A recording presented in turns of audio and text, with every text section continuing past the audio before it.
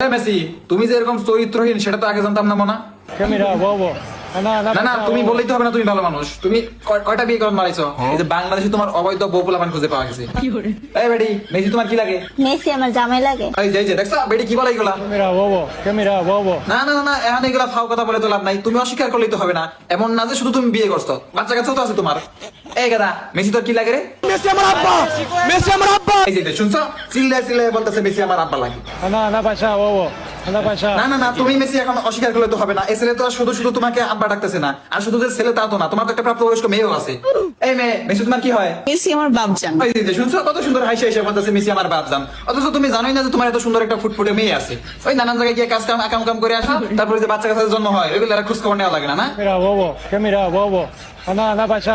যে বুঝলাম না হয় মনে থাকে না।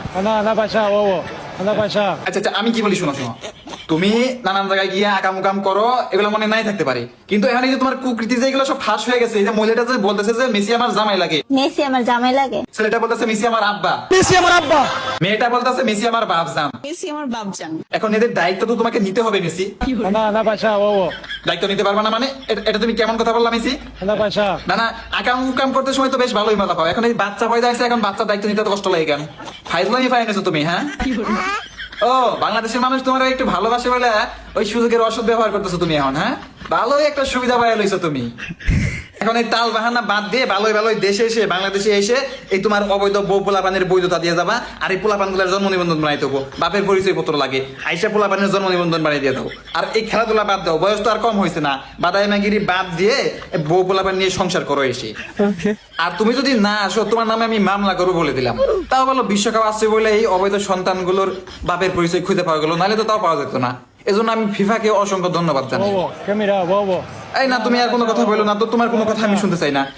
আমি ভাবছিলাম তুমি একটা ভালো ছেলে, কিন্তু তুমি যে এরকম চরিত্রহীন জায়গায় বে জায়গায় সন্তান পয়দা করে রাখো, সেটা তো জানতাম না। না, আমি বলি তুমি তো একজন ব্যস্ত মানুষ, সব সময় দেখি খেলাধুলা নিয়ে ব্যস্ত থাকো, তার মধ্যে আবার এইসব আকাম কাম করার সুযোগ পাও কখন? আর আকাম আকাম যেহেতু করোই, তাহলে ভালো মানের প্রোটেকশন ব্যবহার করো। জানো না একটা দুর্ঘটনা হতে পারে সারা জীবনের কান্না।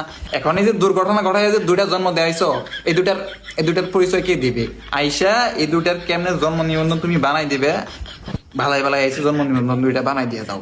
এই বাপের পরিচয় ছাড়া আর কদিন চলবে এরা?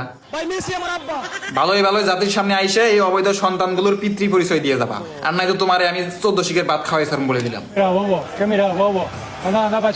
কি তুমি জেল হাজত দেখা ভয় পাও না? সমস্যা নাই সমস্যা নাই, তোমার নামে আমি আমার লিডার নেতা খাইরুল দেওয়ার কাছে বিচার দিব। বুঝলাম। কি বললা তুমি? এটা খাইরুল দেওয়ান বালের নেতা? তোমার একটা চুলো ছিঁড়তে পারবো না।